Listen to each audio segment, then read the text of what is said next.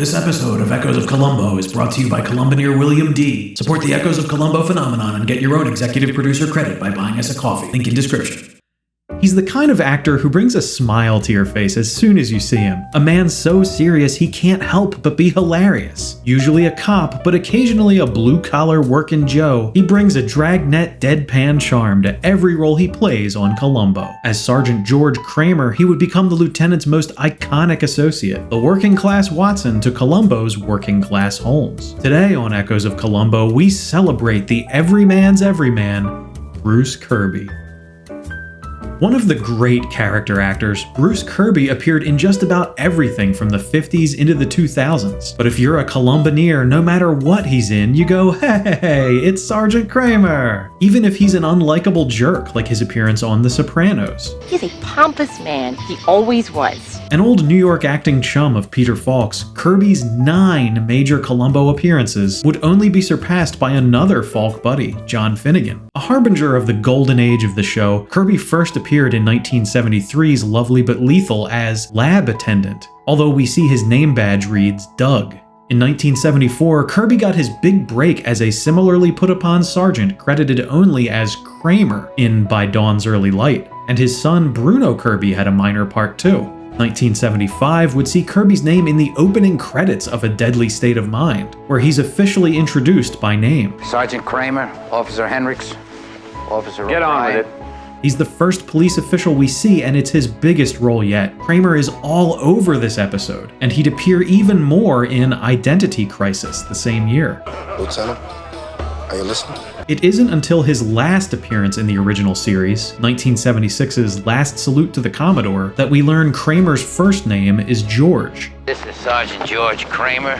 The sergeant is in almost every scene of this oddball episode, teaming up with Mac Albinski to become Columbo's goofiest sidekicks yet. Painting. Right.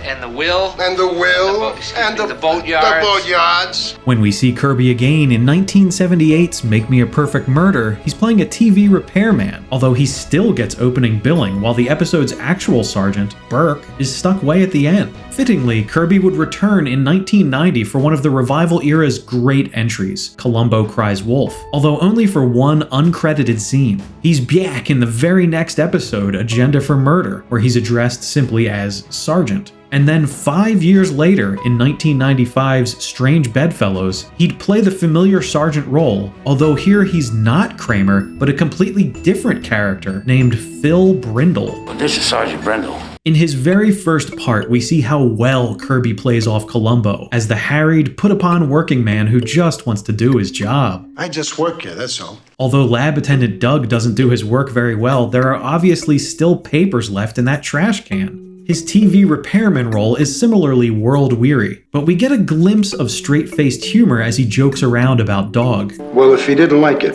how would you know he didn't like it? Well, he would look very bored, sir.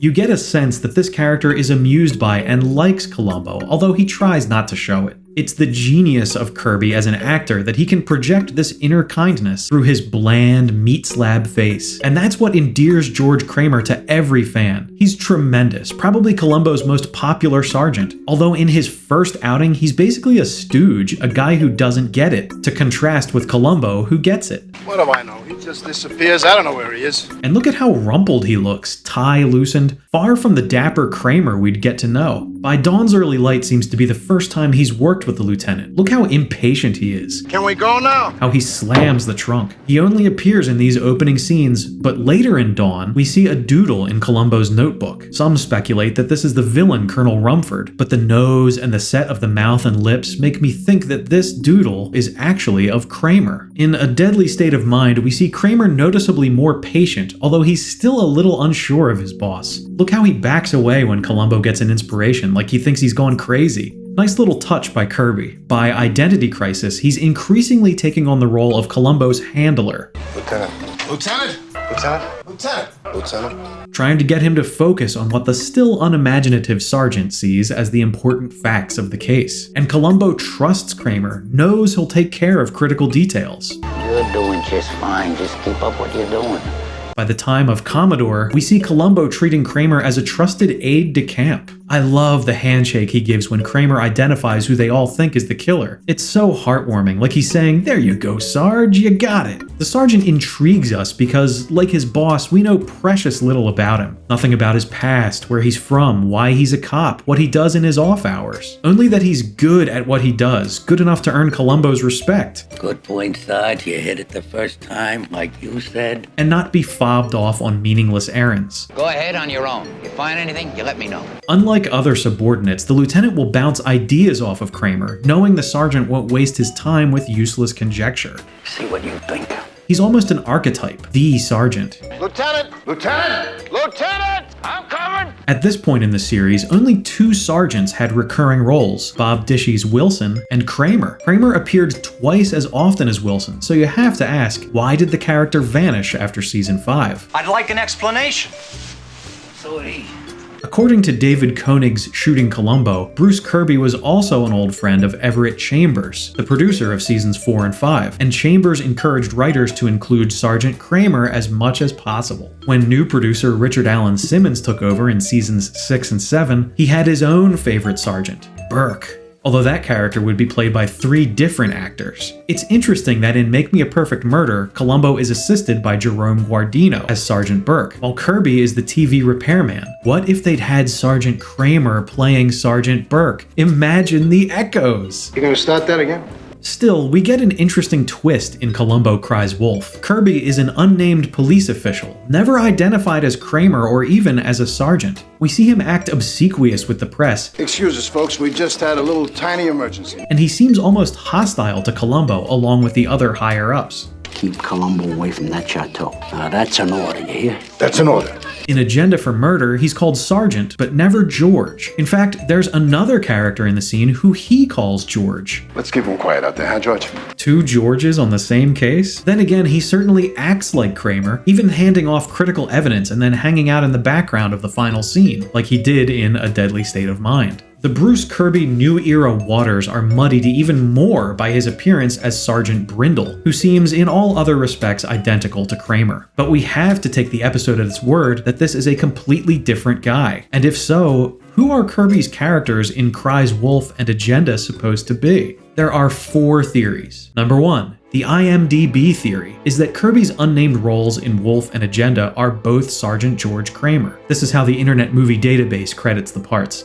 It would mean that Kramer appears a total of 6 times. Number 2. The unnamed character in Wolf is a unique police official, but the sergeant in Agenda is Kramer. This means Kramer appears 5 times. Number 3. The Columbo under glass theory proposed by author Sheldon Katz. This suggests that the guys in Wolf and Agenda are both Phil Brindle, meaning Kramer appears 4 times while Brindle actually appears 3 times. Number 4. The unnamed roles in Wolf and Agenda are each independent characters not related to Kramer or Brindle, meaning Kramer appears 4 times and Brindle only once. The frustrating thing is that really any of these theories are valid. There just isn't enough evidence to say conclusively. It's another example of how continuity in Columbo doesn't exist, at least not as we'd expect in shows today. Note how Sergeant Wilson's first name changes, the multiple Sergeant Burkes. It's part of what makes the series fascinating, unconventional, and a great subject for discussion. But for me, the second theory is most likely, and I'll tell you why. In Strange Bedfellows, we see that Sergeant Phil Brindle wears a hearing aid in his right ear, and that the official in Wolf clearly does not. So this guy can't be Brindle, and he doesn't act like Kramer either. He's just a guy. It doesn't seem like he's wearing a hearing aid in Agenda either, so I don't believe he's Brindle. And there is evidence that this is Kramer. Remember when I said there's another George on the scene? George!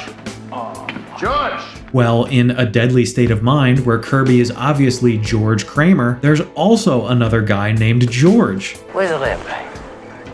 George? The echo here is undeniable. It's Kramer, case closed. The Kramer character also appears in 2 of the popular library series of tie-in Columbo novels from the 70s, By Dawn's Early Light by Henry Clement and A Deadly State of Mind by Lee Hayes. In Clement's novel, Kramer is less impatient with Columbo, slyly seeing that the lieutenant is following his own track. Author Lee Hayes doesn't provide any extra insight into Kramer, and he inexplicably cuts the hilarious European car exchange that's an episode highlight. You got a European car? That's a French car. Yeah, my car's French car. It's notable that Bruce Kirby appears in the underrated Hitchcock homage Throw Mama from the Train as Detective De Benedetto. Did Professor Donner hire a man to kill his wife? No, he said not really. Alongside future Columbo veteran Ray Burke from A Trace of Murder, and Mrs. Columbo, Kate Mulgrew. He acts a lot like Kramer, and the character's name sounds like prolific Columbo composer Dick De Benedictis.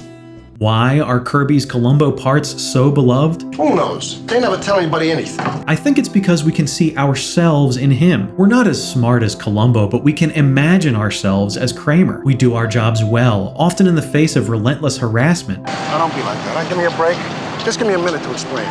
Or a boss who seems to make things harder for no reason. I'm working late myself on your television set. We can appreciate that he keeps at it, doggedly doing the hard work in a world that seems to have gone crazy. Could I put the lamp down? George Kramer, and therefore Bruce Kirby, is all of us. Kirby passed away in 2021 in the flower of his manhood, only 95. But for Columboneers, he lives on, making us smile and laugh with every appearance. Columbo never retired, so if the lieutenant is still out there solving murders, it's nice to think that Sergeant Kramer, or Brindle, is somewhere too, just waiting to be called in for one more case.